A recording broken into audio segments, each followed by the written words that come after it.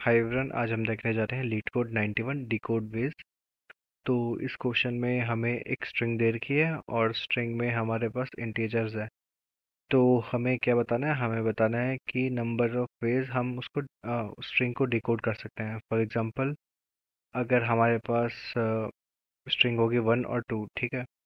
तो 1 और 2 का क्या मतलब हुआ? 1 और 2 का मतलब ये हुआ कि हम या तो उसको अगर हम 1 को देखें, 1 का मतलब हो गया हमारा ए और 2 का हमारा मतलब हो गया बी। तो या तो हम उसको ए और बी में डिकोड कर सकते हैं, या तो हम 12 का मतलब क्या होता है? 12 होता है हमारा एल। तो एक तो ये हो गया। दूसरा दूसरा टेस्ट केस देखते हैं, दूसरा एग्जांपल देखते हैं। तो हमें दे रखा है 2 to 6। तो 2 to 6 में 2 क्या होता है? हमारा बी। फिर ये भी बी हो सकता है, 2 बी। और 6 होता है हमारा एफ। तो एक तो ये वे हो गया पी बी एफ। देन हम ये कर सकते हैं इसको, या तो दोनों को 2 ले लो। दोनों 2 हो गए तो हमारा वी हो जाता है 22, और 6 हमारा होता है फिर एफ।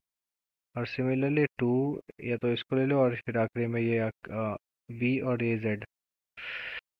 तो तीसरा एग्जांपल है S = 06। तो इसका आंसर ज़ीरो है, इसलिए है क्योंकि हमारे पास पहले यहाँ पे ज़ीरो आ गया है। तो जब भी हमारे पास ज़ीरो आएगा, हमें उसको कंसिडर नहीं करना है, क्योंकि ये किसी को भी पॉइंट नहीं कर रहा है।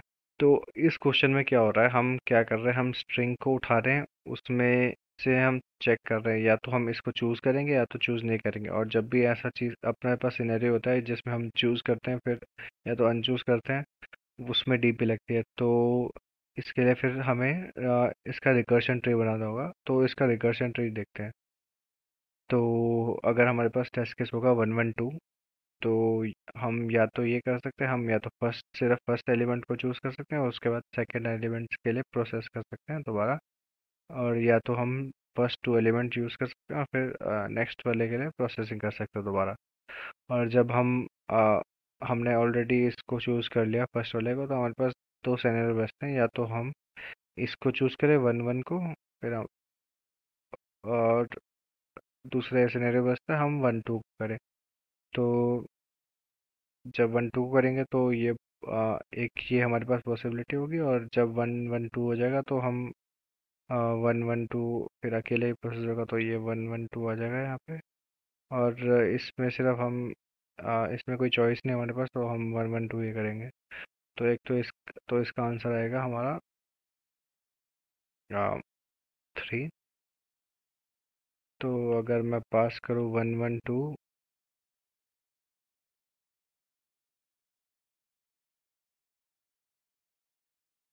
तो 1 1 2 के लिए यहाँ पे हमारे पास 3 आना चाहिए आंसर। अब दूसरा एग्जांपल देखते हैं, 1 1 2 3 7। तो 1 1 2 3 7 में एक चीज़ है कि हमारे पास इन्होंने बोला है कि हमें 26 के बाद हमें पता है कि 26 के बाद कोई अल्फ़ाबेट नहीं होता हमारे पास। तो इसमें हमारे पास 37 दे रखा है, तो इसको देखते हैं ज़रा। तो इसमें भी ऐसा ही होगा, हम पहले 1 को कंसिडर करेंगे और इसमें से 2 वंस को करेंगे। तो थोड़ा डीप जाते हैं। उसके बाद हमने यही किया कि 1 को कंसिडर कर, हमने सेकेंड 1 को कंसिडर किया। और फिर और डीप जाने के बाद हमने 1 1 2 किया। तो जब हम 1 1 2 पे पहुंच गए, तो हमारे पास दो चीज़ें बचती है, या तो हम 3 को प्रोसेस करें, या तो हम इन दोनों को प्रोसेस करें। मगर हमने इन दोनों को प्रोसेस नहीं किया। इसमें इसलिए नहीं किया क्योंकि हमारा जो नंबर है, जो सेकंड पॉसिबिलिटी बनती है वो 37 बनती है, और 37 बड़ा है 26 से। तो हमने फिर इसको इंक्लूड नहीं किया, और इसका आंसर 1 1 2 3 7 आया। सेकंड केस में हमारा यही हुआ। सेकंड केस में क्या था? हमने 2 3 को प्रोसेस किया था, तो यहाँ पे 2 3 आया।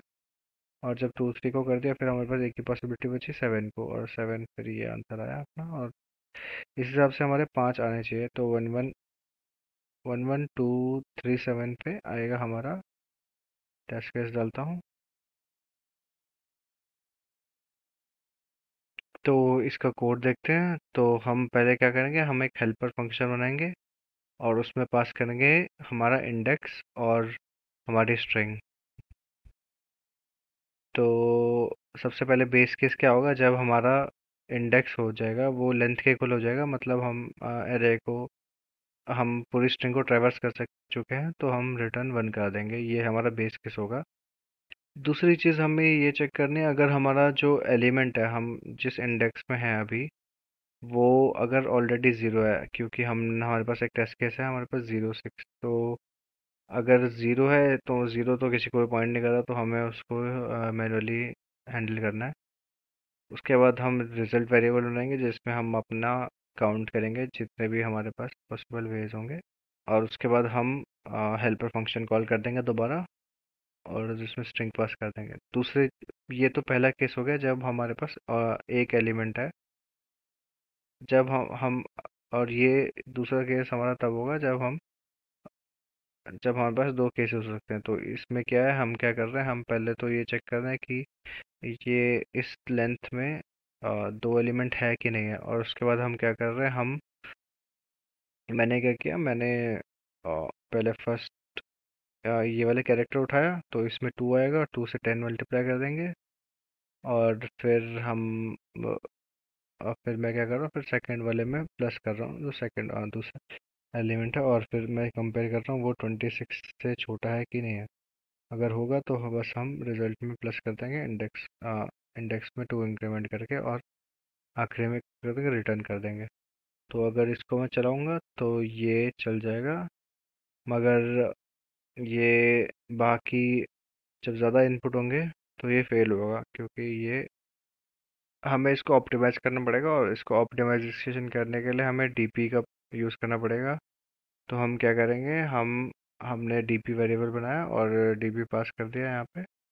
उसके बाद हमने दोबारा पास किया यहाँ पे अपने हेल्प फंक्शन में, और जब भी हमारे पास डीप इंडेक्स में नल होगी तो हम रिटर्न कर देंगे डीपी वेरिएबल, और बाकी जगह भी चेंजेस कर दिए हमने, और फिर उसको आखिरी में हमें अपडेट करना है रिजल्ट में। जब भी हमें रिजल्ट मिलेगा उसको हमें डीपी का इंडेक्स में डालना है, और ये फिर चल जाएगा, और इसको जब मैं सबमिट करूँगा तो ये एफिशिएंटली चल जाएगा 1 एफ में। और पहले हमें आ रही थी टाइम लिमिट एक्सीड। तो thank you for watching, see you in the next video.